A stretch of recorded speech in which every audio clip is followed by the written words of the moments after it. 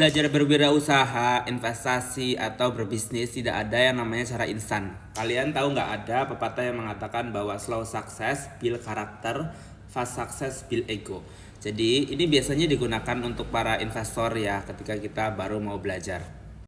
Nah, dari poster ini kita mengetahui bahwa biasanya orang-orang zaman dulu ya, orang zaman dulu itu lebih resisten terhadap dinamika pasar.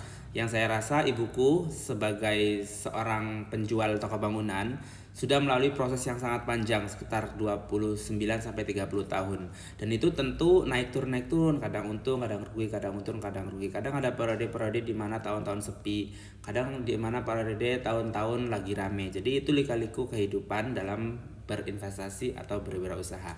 Nah, kalau kita dijelaskan atau kalau kita belajar dari bahasa yang digunakan dari poster ini, yaitu sukses atau kesuksesan yang pelan-pelan yang bertahap itu membentuk karakter, tentu karakter yang kuat, karakter yang resisten terhadap dinamika pasar. Sedangkan fast success atau sukses yang sangat instan, sangat cepat itu tuh bisa membuat kita itu berego atau lupa diri. Nah, kalau di pasar modal contohnya nih, perusahaan sekelas Mandiri, Bank Mandiri ya. Kalau kita investasi di tahun lalu ya, ini past year atau tahun lalu, kita bukannya untung, kita malah rugi sekitar 28 atau ya 30-an%. Umpamanya kita investasi nih 1 miliar, tiba-tiba uangnya jadi 700 juta, bukannya malah nambah malah berkurang.